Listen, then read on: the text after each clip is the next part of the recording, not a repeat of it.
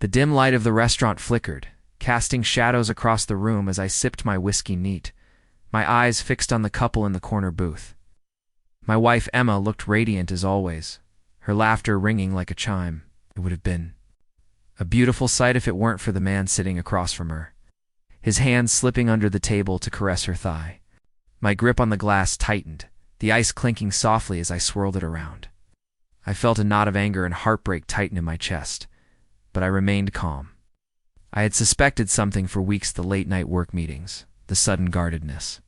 With her phone and the faint scent of cologne that wasn't mine lingering on her clothes, now I had confirmation. And now I had a plan. For the past few months, I'd been meticulously preparing for this moment. It wasn't enough to confront her or throw accusations into the void. Emma had betrayed me. To love a man whose name I now knew as Martin had disrespected the sanctity of my marriage. They both deserved consequences, not vengeance. Born out of fury, but justice crafted with patience and precision. I'd hired a private investigator to gather evidence, photographs, text messages, dates, locations. I had it all in a neatly organized file. It wasn't for legal proceedings. No, this was personal. I wasn't looking to ruin her life, just to ensure she felt the weight of her choices. The next morning, I set my plan into motion. Step 1.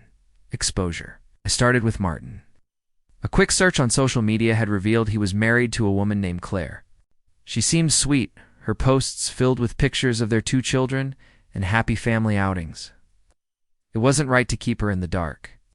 I arranged an anonymous meeting at a coffee shop, bringing the file with me. Claire arrived, her face full of apprehension. I hated being the bearer of bad news, but she deserved the truth. When I slid the file across the table, her hands trembled as she opened it. Tears welled up in her eyes as she scanned the photos and read the messages. I offered her a tissue, and she accepted silently. After a few moments, she spoke, her voice shaky but determined. "Thank you for telling me," she said. "I need some time to process this, but I appreciate your honesty." We exchanged numbers and agreed to keep in touch. Claire had her own plans for Martin, and together we ensured his world wouldn't remain unscathed. Step 2. Confrontation. That evening, I prepared a romantic dinner at home. Emma walked in, her face lighting up when she saw the effort I'd put into the table setting. Candlelight flickered off the crystal glasses, and a bouquet of her favorite flowers sat in the center. "What's the occasion?" she asked, smiling as she kissed me on the cheek. "Just wanted to spoil my beautiful wife," I replied, masking my disdain with a practiced smile. The dinner started pleasantly enough. We talked about mundane things, work, the neighbors, the upcoming holidays. But as dessert was served, I decided it was time. "Emma," I began, my tone calm but firm. "I've been thinking a lot about us lately." Her smile faltered slightly. "Oh, what about us?" I reached under my chair and pulled out the file I'd shown Claire, placing it on the table. I slid it toward her. "I think you should see this." Her face paled as she opened the file. Page after page, her betrayal stared back at her in vivid detail. Her hands began to shake, and she looked up at me, tears brimming in her eyes. I can explain," she stammered. "There's no need," I said, my voice steady. "I know. Everything I've known for weeks. This dinner isn't about explanations or excuses. It's about consequences." She looked at me, panic etched across her face. "Please, let me make this right. It was a mistake, a horrible mistake." "Mistakes are accidental," I replied. "This was deliberate, repeated, and I can't forgive that." Step 3. Resolution. I'd already spoken to a divorce lawyer and had the papers ready. Slid them across the table next. "Sign these," I said. "Not asking for anything other than my dignity. You can keep the house, the car, whatever. I just want to move on." Her tears fell freely. Now, but I remained resolute. She'd made her choice, and now I was making mine.